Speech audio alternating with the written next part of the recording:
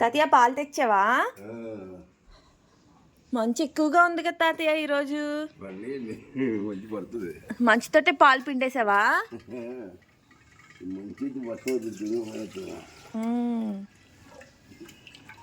గేదెలేవి వినలేదా తాతయ్య? జున్ను పాలు కావాలి నాకు. మళ్ళీ కొంటావా?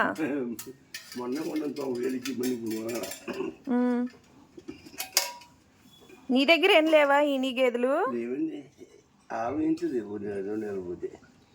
ఆవా ఇన్నప్పుడు మానకంట జున్ను పాలు తెచ్చి